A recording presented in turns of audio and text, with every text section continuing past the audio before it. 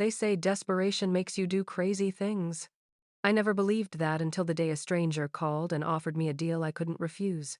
Marry her. Live in her mansion. Help raise her nephew. In return, she'd save my mother's life. Simple, right? Just a contract. Just business. Just 1 year of pretending to be in love with a woman I'd never met. Candace Garfield was everything. I wasn't powerful, wealthy, untouchable. A CEO who commanded boardrooms and built empires. And me? I was just a broke college graduate watching my mother die because I couldn't afford to save her. The contract was clear. Separate bedrooms, no emotional attachment, purely professional. But contracts don't account for the way someone's smile can make your heart race. They don't warn you about falling asleep to the sound of a child's laughter. They don't prepare you for the moment when pretending stops feeling like pretending. They definitely don't tell you what happens when paper hearts start beating. My name is Jade Campbell, and this is the story of how I agreed to fake a marriage and accidentally found real love. Now, let me tell you how it all began. The rain fell like tears from heaven that afternoon, each drop a reminder of how empty my pockets were, how desperate my situation had become. I stood at the bus stop, umbrella barely holding against the wind, watching the world move forward while I felt stuck in place. My phone buzzed in my pocket, probably another rejection email. I'd lost count of how many companies had said no to me since graduation 3 months ago. But rejection emails weren't my biggest fear anymore. It was the hospital bills stacking up on my kitchen table. It was my mother's cough getting worse every night. It was the look in her eyes when she told me not to worry, even though we both knew we should be terrified. My name is Jade Campbell, and I never thought my life would come to this 23 years old, a college degree I couldn't use, and a mother I couldn't save. The bus arrived late, as usual. I climbed aboard, finding a seat near the back where I could hide my tears if they decided to come. They often did these days. That's when my phone rang. Unknown number. I almost didn't answer. Scam calls had become as regular as my morning coffee. But something made me press the green button. Hello? My voice sounded tired even to my own ears. Is this Jade Campbell? The voice on the other end was smooth, confident, powerful. A woman's voice that seemed to command attention even through a phone line. Yes, speaking, I said cautiously. My name is Candace Garfield. She paused, as if expecting me to recognize the name. I didn't. We need to talk. It's about a business proposal, one that could change your life. I frowned, looking out at the rain-soaked streets. I'm sorry. I think you have the wrong person. I'm not in business. I know exactly who you are, Jade. Her tone softened slightly. I know about your mother. I know you've been looking for work, and I know you're running out of time. My blood ran cold. How do you know that? Who are you? Someone who needs your help as much as you need mine, she said. Meet me tomorrow at Garfield Enterprises, 10 a.m. sharp. I promise you, this conversation will be worth your time. But I don't understand. You will, she interrupted gently. Just come, please. The line went dead. I sat there, phone pressed against my ear, my heart racing. Who was this woman? How did she know about my mother? And why did her voice make me feel both terrified and strangely hopeful? That night, I couldn't sleep. I researched Candace Garfield on my phone, and what I found made my breath catch. She was everywhere: Forbes, Business Weekly, society pages. CEO of Garfield Enterprises at just 30 years old. Beautiful, powerful, untouchable. Her company was worth billions. So why did she want to meet with me? The next morning, I stood before the glass tower of Garfield Enterprises, feeling impossibly small. The building reached into the clouds, all steel and mirrors and money. I didn't belong here, but I thought of my mother, and I walked through those doors anyway. The elevator took me to the top floor, where a professional woman in a designer suit greeted me and led me down a long hallway. When she opened the final door, my breath caught. Candace Garfield stood behind a massive desk, and she was more beautiful than any photograph could capture. She wore a perfectly tailored black suit that hugged her tall, elegant frame. Her dark brown hair was pulled back, showing off sharp cheekbones and a jawline that could cut glass. But it was her eyes that held me gray, piercing, intelligent, and studying me with an intensity that made me feel exposed. "Miss Campbell," she said, and even my name sounded different in her mouth. "Thank you for coming." "Good morning, Miss Garfield," I managed. "Candace," she corrected, moving around her desk with effortless grace. "Please, sit." I sat, trying not to fidget as she watched me. The silence stretched between us until finally, she spoke. "I'm going to be direct with you, Jade. May I call you Jade?" I nodded. "I have a nephew. His name is Matthew. He's 4 years old."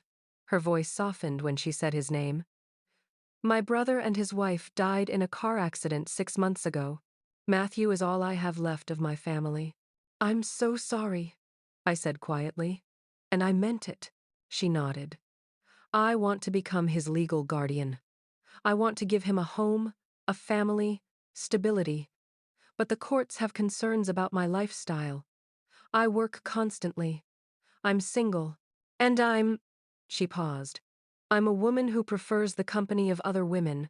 The family court judge has made it clear that my chances of gaining full custody are slim unless I can demonstrate a more traditional family structure." My heart started to race. I was beginning to understand. "I need a spouse," Candace said bluntly. "Someone who can help me care for Matthew. Someone the courts will approve of. Someone I can trust." She leaned forward, her eyes locked on mine. "I need you, Jade." The words hung in the air between us. "You want me to?" I couldn't finish the sentence. "Marry me," she said simply. "A legal marriage.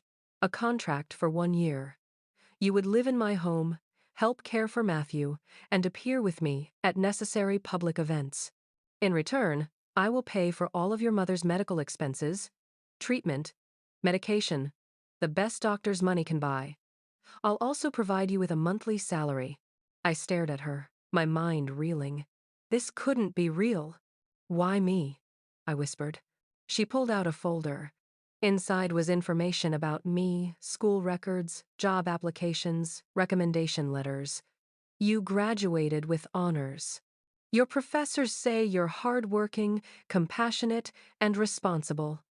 You've been caring for your mother alone for 2 years. You've sacrificed your own dreams to take care of her." She looked up. "You're exactly the kind of person Matthew needs, exactly the kind of person I need." "This is crazy," I said, but my voice lacked conviction, because I was already thinking about it, already imagining my mother finally getting the treatment she needed. "I know it's unconventional," Candace said, "but I'm offering you a solution to both our problems. Matthew needs a stable home. Your mother needs medical care. We can help each other." "And what about us? The marriage?" "It would be professional," she said, though I noticed tension in her shoulders. "Separate bedrooms. No expectations beyond what's necessary for appearances. We'd be partners in caring for Matthew, nothing more." Nothing more. The words should have been reassuring, but instead they made something in my chest twist. "I need to think about it," I said. "Of course." She stood, and I quickly rose to my feet. She was taller than me by several inches. "Take the day." "But Jade?" Her voice dropped lower. "Matthew's custody hearing is in 3 weeks. I need an answer by tomorrow." She extended her hand. I took it, and the moment our palms touched, I felt a jolt of electricity. Her hand was warm, her grip firm and confident. She held my gaze, and for just a second, I saw something flicker in those gray eyes. Vulnerability, maybe, or hope. "Thank you for considering it," she said softly. That evening, I sat beside my mother's bed, watching her sleep. She looked so small, so fragile. I thought about Candace Garfield and her impossible offer. Could I really marry a stranger? Could I pretend to be in love for the sake of a child and my mother's health? But then I thought about Candace's eyes when she talked about Matthew. The softness in her voice, the pain barely hidden beneath her professional mask. I pulled out my phone and typed a message. This is Jade Campbell. I have my answer. 3 dots appeared almost immediately. And? I took a deep breath and typed 2 words. I'm in. The response came within seconds. Come to my office tomorrow at 9 a.m. Bring your mother's medical records. We have a lot to arrange. Thank you, Jade. You won't regret this. I looked at my sleeping mother, then out the window at the city lights. I hoped Candace was right. Everything moved impossibly fast after that. Lawyers, documents, medical consultations, Candace's people handled it all. By the next afternoon, my mother was being transferred to a private hospital with doctors I'd only read about in magazines. Jade, sweetheart, she whispered, holding my hand. How did you manage this? I got a job, I said, which was technically true. A good one, with benefits. She smiled, tears in her eyes. I'm so proud of you. Guilt and hope warred in my chest. I hadn't lied, not exactly, but I hadn't told her the whole truth either. By evening, I found myself in a car being driven to an address in the most exclusive part of the city. When we pulled through iron gates and up a long drive, my breath caught. The mansion rose before me like something from a movie. Stone and glass and elegant architecture, it sat on acres of perfectly manicured grounds. Lights glowed warmly from the windows. The front door opened, and Candace appeared. Behind her, I could see a small figure, a child, peeking around her legs. Jade, Candace said. And did she look almost nervous? Welcome home. Home. The word felt strange and too big and somehow just a little bit right. I walked up the steps, knowing that with each footstep, I was walking into a new life. A life built on a contract and necessity, yes. But as I met Candace's eyes and saw the small, grateful smile on her lips, I wondered if maybe it could become something more, something real. The little boy staring at me from behind Candace's legs had the biggest brown eyes I'd ever seen. Dark curls framed his small face, and he clutched a worn, stuffed rabbit to his chest like a shield. Matthew, Candace said gently, her entire demeanor softening as she looked down at him. This is Jade. Remember I told you someone special would be staying with us? He nodded but didn't move, those enormous eyes studying me with a child's perfect honesty. I knelt down slowly, making myself smaller, less intimidating. Hi, Matthew. That's a very nice rabbit you have. Does he have a name? Matthew looked at his stuffed animal, then back at me. Mr. Hoppy, he whispered. Mr. Hoppy is a perfect name, I said seriously. I had a stuffed bear when I was your age. His name was Captain Buttons because he had button eyes and I thought he could protect me from bad dreams. Something flickered in Matthew's expression, curiosity breaking through shyness. Did he? Every single time, I promised. I bet Mr. Hoppy is just as brave. The smallest smile touched his lips, and I felt something warm bloom in my chest. This child had lost everything, his parents, his home, his entire world. And somehow, I was supposed to help give him a new one. Would you like to show Jade around? Candace asked him, her hand resting gently on his shoulder. Matthew nodded and stepped forward, his small hand reaching out to take mine. His fingers were tiny and warm, and the trust in that simple gesture made my throat tight. As Matthew led me through the mansion, I tried not to gape at the sheer luxury. Marble floors, high ceilings with crystal chandeliers, artwork that belonged in museums. Everything was beautiful and expensive and somehow still managed to feel cold, except when Matthew laughed. He showed me his playroom, filled with toys that looked barely touched. He showed me the enormous kitchen. He showed me the garden through tall windows, lit up with soft lights as evening fell. And this, Candace said, stopping at a door on the second floor, is your room. She opened the door, and I stepped into a space larger than the entire apartment I'd shared with my mother. A massive bed with soft white linens, a sitting area with plush chairs, floor-to-ceiling windows overlooking the city. A bathroom that looked like something from a spa. It's too much, I whispered. It's yours, Candace said simply. Matthew's room is just next door. and mine is at the end of the hall. Aunt Candace. Matthew tugged on her sleeve. Can Jade read me a story before bed?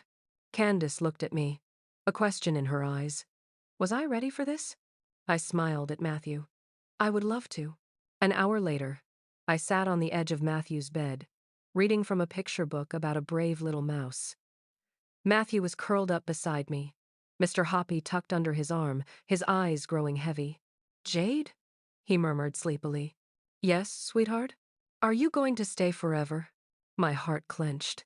How did you answer that question when you'd signed a contract that said 1 year, but a child needed forever?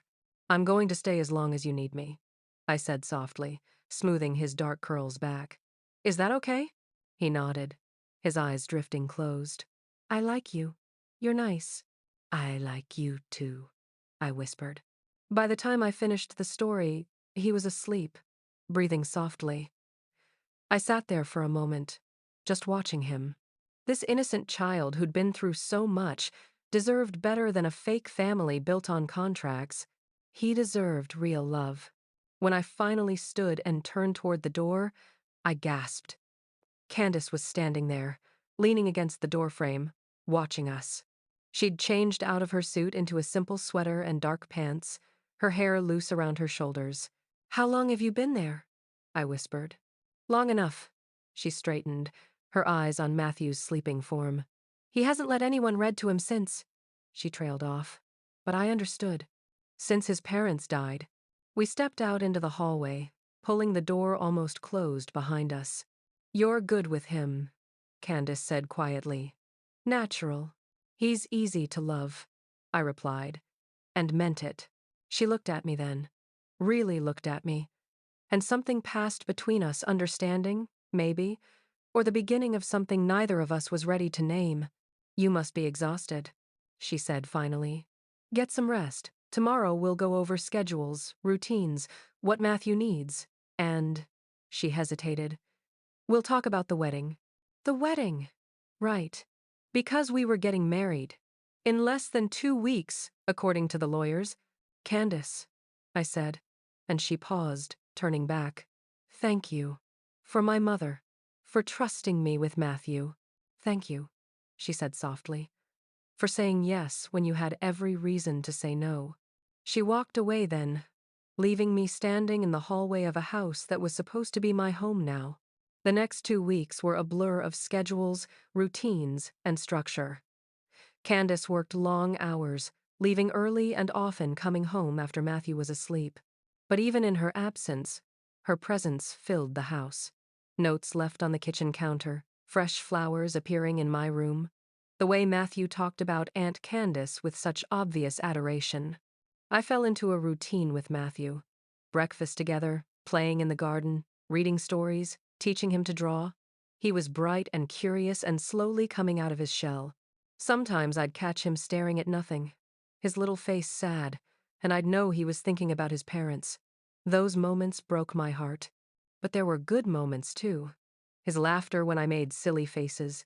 His excitement when he showed Candace a picture he'd drawn. The way he started to trust me more each day. And then there were the moments with Candace. She'd come home late, exhausted, and find me in the kitchen making tea. We'd sit together in comfortable silence, the city lights twinkling through the windows. Sometimes she'd ask about my day with Matthew, and her eyes would soften as I told her about his antics.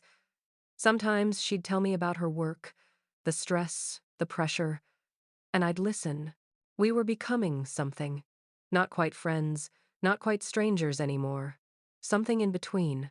The wedding was small and private, held in a judge's office with only a handful of witnesses.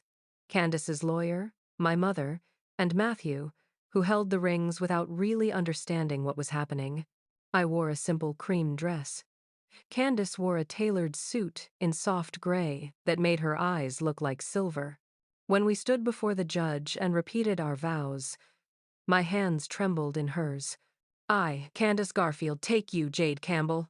Her voice was steady, professional, but her thumbs traced small circles on the backs of my hands. I, Jade Campbell, take you, Candace Garfield. The words felt heavier than they should, more real. When the judge told Candace she could kiss her bride, we both hesitated. It was supposed to be for show, a simple, brief kiss to make it official. But when Candace leaned down and pressed her lips to mine, soft and gentle and careful, something electric shot through me. The kiss lasted only seconds, but when she pulled back, her eyes were dark and uncertain, and I knew she'd felt it too. That moment when pretend started to feel dangerously real. 2 months passed. Life as Candace Garfield's wife was strange and surreal. We attended charity galas, where people stared at us with curiosity and judgment. The CEO and her sudden wife. I heard someone whisper once, "How convenient," right before a custody hearing. Candace's hand had tightened on my waist, her jaw clenching. But she'd smiled through it, playing the role perfectly, and I'd learned to do the same. At home, things were easier. Matthew had fully accepted me now, running to me when he woke up, holding my hand during meals, asking me to tuck him in every night. Watching him heal, bit by bit, made everything worth it. And Candace was becoming harder to read. Sometimes I'd catch her watching me with an expression I couldn't decipher. Sometimes our hands would brush and she'd pull away quickly, like I'd burned her. Sometimes she'd smile at something I said, a real smile that made her whole face light up, and my heart would skip a beat. We were living together, raising a child together, legally married, but we barely touched. Separate bedrooms, separate lives that only intersected when necessary. It should have been fine. It was what we'd agreed to. So why did it feel like slow torture? One afternoon, everything shifted. Matthew wanted to go to the park, a normal, innocent desire. I'd said yes without thinking. But when Candace came home and found out, her reaction shocked me. "The park?" Her voice was sharp, edged with something like panic. "Jade, we have photographers watching this house constantly. Do you know what kind of speculation could start?" "He's a 4-year-old child who wants to play," I said, trying to keep my voice calm. "We can't keep him locked up here forever." "I'm not locking him up." Her jaw was tight. "I'm protecting him. I'm protecting all of us. Everything we do is under scrutiny. One wrong move and the judge could decide I'm unfit. So we just hide. We just pretend to be a perfect family behind closed doors but never actually live? You don't understand the pressure I'm under." Her voice rose, and I saw real fear in her eyes now. "Everything I've built could all disappear if I make one mistake. Matthew could be taken away from me. Do you understand that?" The raw emotion in her voice stopped me cold. This wasn't about control or image. This was about terror. The fear of losing the last family she had left. "I'm sorry," I said softly. "I wasn't thinking about the custody hearing." Candace closed her eyes, taking a deep breath. When she opened them again, the vulnerability was hidden behind walls. "Take him to the park. But please, let Thomas drive you. Use the car with tinted windows. Be careful." "Candace." "I need to work," she said, already turning away. But I saw the tension in her shoulders, the way her hands shook slightly. She was carrying so much weight, and she was doing it alone. That evening, after Matthew was asleep, I found Candace in her study, surrounded by papers, her head in her hands. "Candace?" I knocked softly. She looked up, and for just a second, before she could hide it, I saw exhaustion and loneliness in her eyes. "Matthew had a wonderful time," I said, stepping inside. "Thank you for letting us go." She nodded. "I'm glad." I hesitated, then crossed the room. "You know, you don't have to carry everything alone. That's why I'm here, remember? We're supposed to be partners in this." "Partners," she repeated, and something flickered across her face. "Right." The way she said it made my chest tight, like the word meant something different to her than it was supposed to. I reached out, my hand covering hers on the desk. "Talk to me. Please." She stared at our hands, and I watched her throat work as she swallowed. "Do you ever—" she started, then stopped. "Do you ever forget this is supposed to be fake?" The question hung in the air between us, heavy with meaning. My heart started pounding. "What do you mean?" She finally looked up at me, and the raw honesty in her eyes stole my breath. I mean, sometimes, when you're reading to Matthew, or when you smile at me over breakfast, or when you take my hand at those galas, sometimes I forget we're pretending. Sometimes it feels real. I finished softly. She nodded, and I saw the fear in her expression. Fear of being vulnerable, of admitting something she shouldn't feel. I forget too, I whispered. The confession hung between us. We were both still, barely breathing, the air thick with everything we weren't saying. Then Candace's phone rang, shattering the moment. She pulled her hand away from mine, answering with her professional voice. Garfield. I could hear a woman's voice on the other end. Candace's expression shifted frustration, then resignation. Fine, she said curtly. Tomorrow at 8. But this is the last time, Evelyn. Evelyn. An old friend from university, she'd mentioned once. A business associate. She hung up and rubbed her temples. I'm sorry. I have a dinner meeting tomorrow night. With Evelyn? The question came out sharper than I intended. Candace's eyebrows rose slightly. Yes. She's been persistent about discussing a potential partnership. It's just business, Jade. Just business. The words shouldn't have bothered me. But they did. Of course, I said, forcing a smile. I should let you work. I left before she could see the jealousy I had no right to feel. The next evening, I tried not to watch the clock, tried not to imagine Candace at some expensive restaurant with this Evelyn woman, tried not to wonder if Evelyn made her smile the way I sometimes did. By 10 o'clock, after putting Matthew to bed, I was restless. I made tea I didn't drink. I stood by the window, watching the city lights, wondering when caring about Candace had stopped being part of the contract and started being real. When I finally heard the front door open around 10:30, my heart leaped. I stayed in the kitchen, pretending to be casually making tea, as if I hadn't been counting the minutes. Candace appeared in the doorway, still in her work clothes, looking tired but composed. You're up late, she said. Couldn't sleep. I poured hot water over a tea bag. How was dinner? Long. She leaned against the counter. Evelyn wants to merge parts of our companies. She's been pushing for weeks. And I told her no. Again. Candace sighed. She doesn't take no well. I handed her a cup of tea, and our fingers brushed. That electric feeling again. Thank you, she said softly. We stood there in the quiet kitchen, sipping tea, the space between us feeling charged with unspoken things. Jade, Candace said finally. About what I said earlier. About forgetting this is fake. Don't, I interrupted, setting down my cup. Don't take it back. Don't pretend you didn't mean it. She looked at me, surprise flickering in her eyes. Because I meant what I said too, I continued, my heart racing. And I'm tired of pretending I don't feel I couldn't finish. Couldn't say the words that would change everything. Feel what? She asked, her voice barely a whisper. She'd set down her own cup and was moving closer. I don't know, I admitted. I don't know what this is, but it's not nothing, and it's not just for show. Not anymore. We were standing so close now. I could smell her perfume, faint and expensive. Could see the way her chest rose and fell with quick breaths. This is complicated, she whispered. I know. We have a contract, an agreement. I know that too. If we cross this line. She trailed off, but her hand came up to cup my cheek, her thumb brushing my skin with devastating gentleness. I don't know if I could go back. Then don't, I breathed. For a long moment, we just stood there, balanced on the edge of something that would change everything.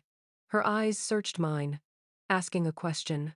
I answered by rising on my toes and closing the distance between us. The kiss was nothing like our wedding kiss, that brief, careful press of lips. This was real. This was months of tension and longing and pretending finally breaking free. Her lips were soft and warm. One of her hands tangled in my hair while the other pulled me closer by my waist. I gripped the front of her shirt, holding on like she was the only solid thing in a spinning world. When we finally broke apart, Both breathing hard, she rested her forehead against mine. "Jade," she whispered, and my name in her voice sounded like a prayer. "What are we doing?" "I don't know," I admitted, "but I don't want to stop." She pulled back just enough to look at me, her eyes dark and full of emotions I was afraid to name. "The custody hearing is in 2 weeks. If we do this, if we make this real, we have to be sure. Because Matthew needs stability. I'm not going anywhere," I said firmly. "Contract or no contract, I care about Matthew. And I took a breath. I care about you." Something in her expression cracked open, vulnerability flooding through. "I care about you too. So much, it terrifies me." "Then be terrified with me," I whispered. She laughed softly, and the sound was beautiful and broken and real. Then she kissed me again, slower this time, sweeter, like she was savoring it. We didn't take it further that night. We just stood in the kitchen, holding each other, letting the truth settle between us. The contract was still real. The complications were still there. But so was this feeling that had grown in the space between pretend and real. When we finally said goodnight and went to our separate rooms, I lay in bed with my fingers pressed to my lips, smiling into the darkness. Everything had changed. The following week felt different. Lighter, somehow, despite the complications. Candace smiled, more real smiles that reached her eyes. She'd brush past me in the hallway, and her hand would linger on my waist just a second longer than necessary. At breakfast, she'd catch my eye over Matthew's head, and something would pass between us, a secret, a promise. Matthew noticed too, in the way children do. "You and Aunt Candace are happy," he said one afternoon as we colored together. "We are," I agreed, and it was the truth. "Good," he said seriously. "I like it when people are happy." This sweet child had known so much sadness. If Candace and I could give him happiness, even just a little, then everything was worth it. But peace never lasted long. One morning, a week before the custody hearing, I was making lunch when my phone exploded with notifications. Text messages, social media alerts, even a call from my mother. With shaking hands, I opened a news website. The headline made my blood run cold. "Garfield marriage exposed. Contract leaked. CEO accused of fraud." No, no, no, no. I scrolled through the article, my heart sinking with every word. Someone had leaked details of our contract. The article laid it all out. The 1-year agreement, the financial arrangements, even quotes from the contract itself. My phone rang. "Candace, I'm coming home," she said, her voice tight with barely controlled fury. "Don't answer the door. Don't talk to anyone. I'll handle this. Candace, just stay there. Please, keep Matthew inside." She hung up before I could respond. Matthew came running into the kitchen. "Jade, there are people outside with cameras." I forced a smile. "It's okay, sweetheart. Why don't we go play in your room?" But even as I led him upstairs, my mind was racing. Who had leaked the contract? Why now? Right before the custody hearing? And what would this do to Matthew? To Candace? To us? Candace arrived home 40 minutes later. When she came through the door, her expression was a storm. "Where's Matthew?"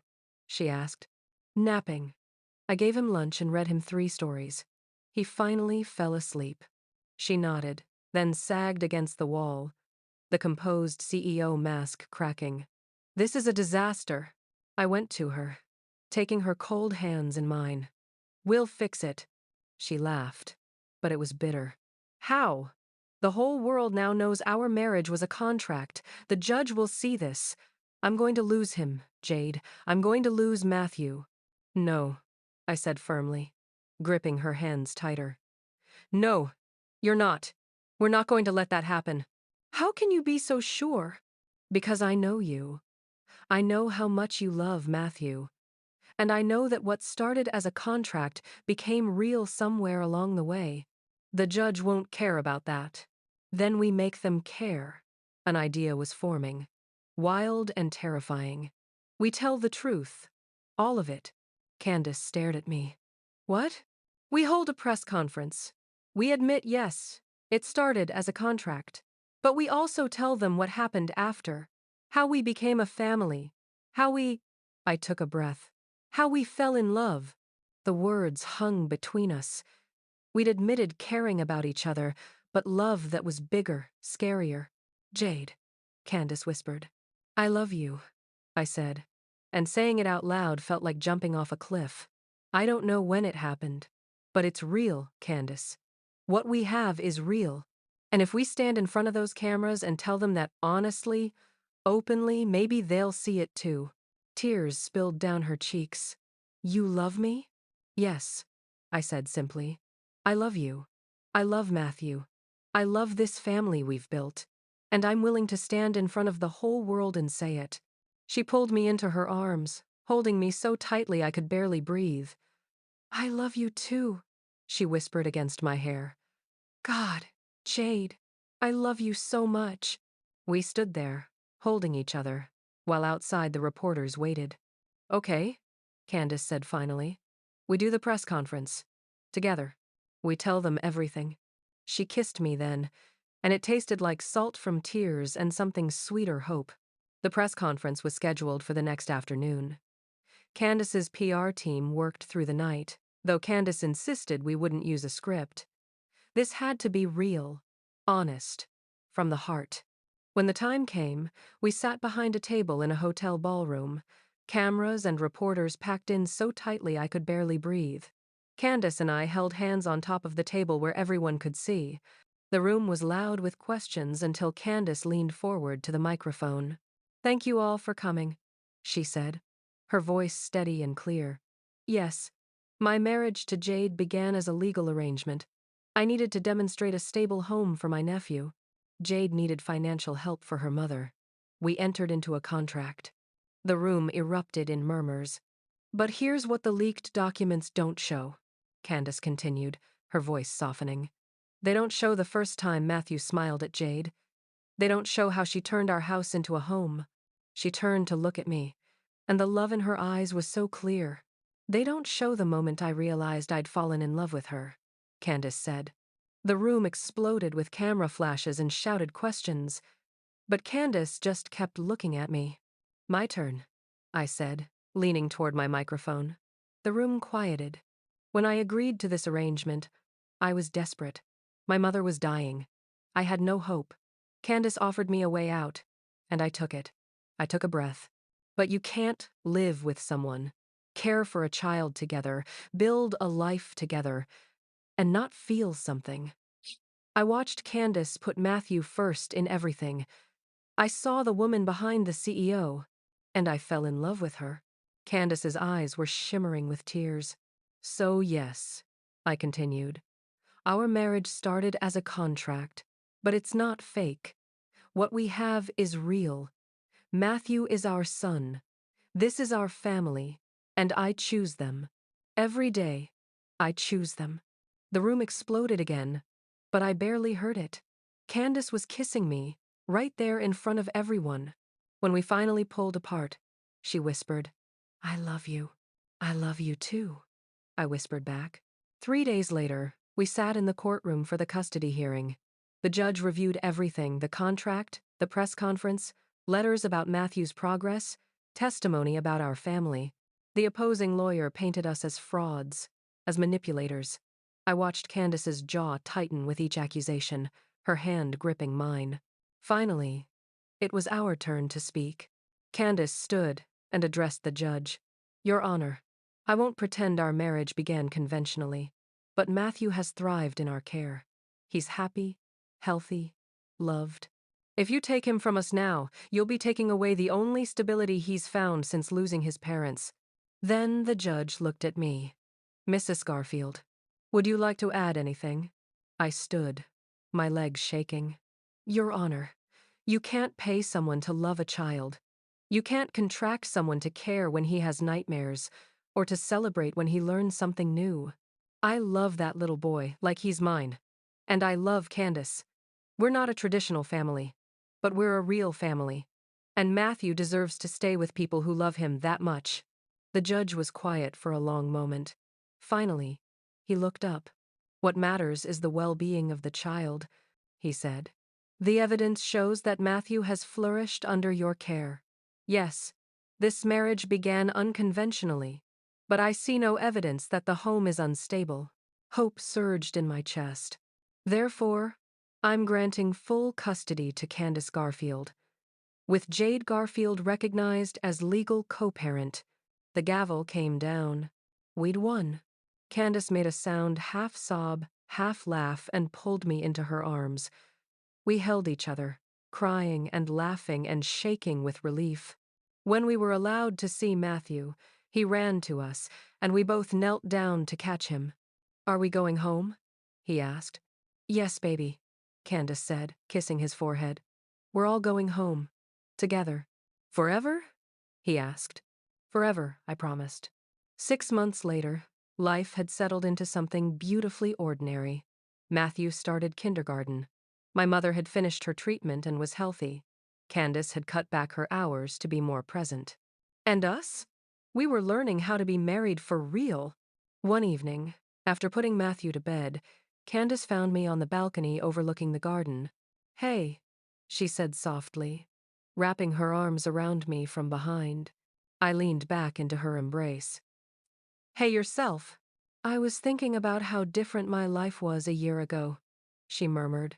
"I was alone, convinced I could never be a good parent. And now?" I asked. "Now I have you. I have Matthew. I have everything I never knew I needed." I turned to face her.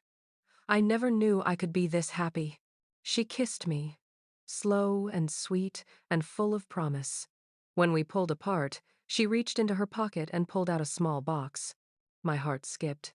"Candace, I know we're already married," she said, opening the box to reveal a beautiful ring. "But that was for legal reasons. This is because I choose you. Every day, for the rest of my life. Will you wear this?" Tears blurred my vision as I held out my hand. She slipped the ring on, and it fit perfectly. "I choose you too," I whispered. "Every single day." We stood there under the stars, and I thought about how a desperate phone call and an impossible offer had led to this moment. How a contract had become a love story. "Mommy Jade! Mommy Candace!" We turned to see Matthew in the doorway, rubbing his eyes. "Bad dream, sweetheart?" I asked. He nodded, and Candace scooped him up. "Want to sleep with us tonight?" He nodded again, and we carried him to our bedroom, the one we'd been sharing for months now.